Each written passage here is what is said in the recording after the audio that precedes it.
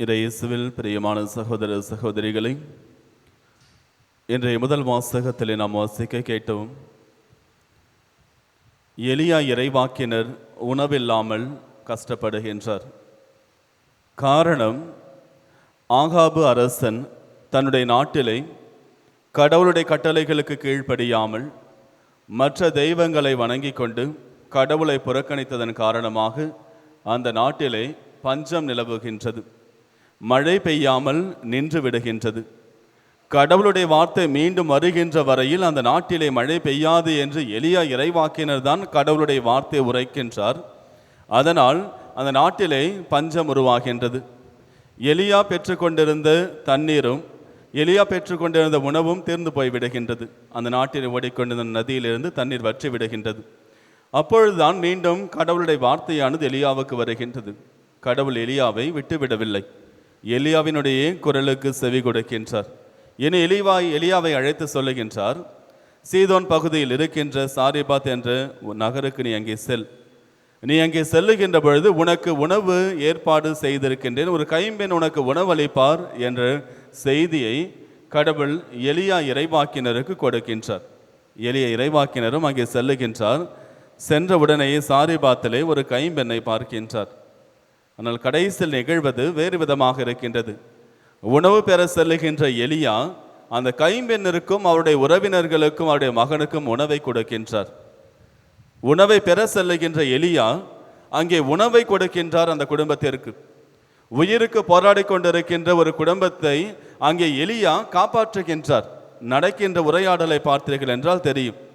எலியா சென்று அந்த இடத்திலே அந்த பெண்ணிடத்திலே கேட்கின்றார், அம்மா எனக்கு குடிப்பதற்கு நீர் கொடுங்கள் என்று. அந்த பெண்மணியானவள் நீர் கொண்டு வருவதற்காக செல்லுகின்றார். அந்த நேரத்தில் சொல்கிறாரு, எனக்கு அப்படியே சாப்பிடுவதற்கு கொஞ்சம் அப்பத்தை சுட்டு எடுத்துட்டு வாங்க அப்படின்னு கேட்குறாரு. உடனே அதுக்கு பெண்மணி சொல்கிறாங்க, என்னுடைய வீட்டில் கொஞ்சோண்டு மாவு தான் இருக்குது. இப்பொழுது நான் சென்று அதை சுட்டு அப்பமாக மாற்றிய பிறகு நானும் என்னுடைய மகனும் அதை உண்போம். பிறகு நாங்கள் செத்து மடிய வேண்டும். அடுத்த வேலைக்கு உணவு கிடையாது. அதுதான் எங்களுக்கு இருக்கிற கடைசி வேலை உணவு என்று அந்த பெண்மணியானவள் சொல்லுகின்றார். அங்கே எலியா அற்புதத்தை நிகழ்த்துகின்றார்.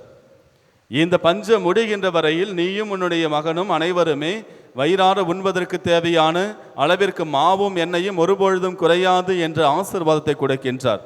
உணவை பெற சென்ற எலியா அங்கே ஒரு குடும்பத்தை காப்பாற்றி அவர்களுக்கு அந்த பஞ்சம் முடிகின்ற வரையில் உணவை கொடுக்கின்றார்.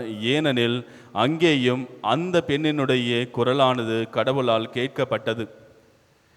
நெருக்கடி வேளையில் இந்த ஏழை என்னை நோக்கி கூவி அழைத்தான், ஆண்டவரும் அவனுக்கு செவிசாய்த்தார் என்ற திருப்பாடல் ஆசிரியருடைய வார்த்தைகள் கரெக்டாக நிறைவேறுகின்ற அளவிற்கு இங்கே இந்த ஏழை கைம்பெண்ணானவள் கடவுளிடத்திலே கூக்குரல் இடுகின்றாள். அங்கே எலியா கூக்குரல் இடுகின்றார். இருவருடைய குரலையும் கேட்டு கடவுள் இருவருக்கும் ஆசீர்வாதம் கொடுக்கின்றார். இந்த கைம்பெண்ணானவள் ஒரு சிறந்த நல்லதொரு பெண்மணியாக, ஈகை குணம் நிறைந்தவராக, மற்றவர்களுக்கு தாராளமாய் கொடுக்கக்கூடிய ஒரு பெண்மணியாக இருந்தார் என்பது அவருடைய செயல்களிலிருந்தே நாம் தெரிந்து கொள்ள முடிகின்றது. அந்த நாட்டிலே நிலவியது பஞ்சம். எதனால் அந்த பஞ்சம்? நீரினால்.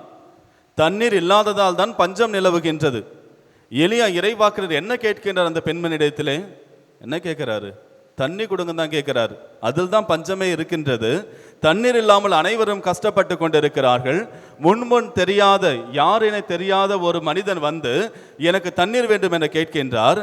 அந்த பஞ்சத்திலும் அந்த ஒரு சூழ்நிலையிலும் அந்த பெண்மணியானவள் அவருக்கு தண்ணீர் கொடுக்க தயாராக இருக்கின்றார். தண்ணீர் கொண்டு வந்து தருவதற்காக செல்லுகின்றார். அப்பொழுதுதான் எலியா மீண்டும் கேட்கின்றார், எனக்கு உணவு வேண்டும் என்று. அந்த நேரத்திலும் பாருங்கள், கடைசி வேலை உணவு. அந்த பெண்ணுக்கும் அவனுடைய மகனுக்கு மட்டும்தான் உணவு இருக்கின்றது. அதையும் மற்றொரு மனிதரோடு, முன்பெண் தெரியாத ஒரு மனிதரோடு அதையும் பகிர்ந்து கொள்வதற்கு அந்த பெண்மண் தயாராக இருக்கின்றார். பகிர்ந்தும் கொள்ளுகின்றார், அந்த உணவையும் கொடுக்கின்றார். எனவே தான் அந்த பெண்ணினுடைய அந்த ஈகை குணத்தை பார்த்து, அந்த பெண்ணினுடைய தாராள குணத்தை பார்த்து கடவுள் அபரிமிதமாக ஆசீர்வதிக்கின்றார்.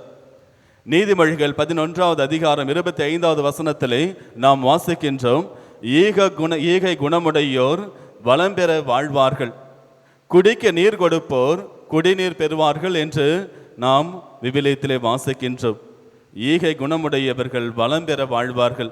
எந்த அளவிற்கு தாராளமாய் கொடுக்கிறார்களோ அந்த அளவிற்கு அவர்கள் தாராளமாய் பெறுவார்கள் என்று சொல்லப்படுகின்றது. ஆண்டவர் இயேசு கிறிஸ்து இதையே சொல்லுகின்றார்.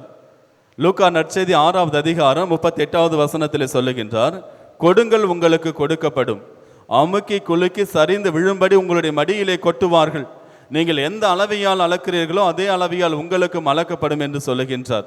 நாம் ஈகை குணம் நிறைந்தவர்களாக வாழுகின்ற பொழுது இறைவன் நம்மையும் ஆசீர்வதிப்பார்.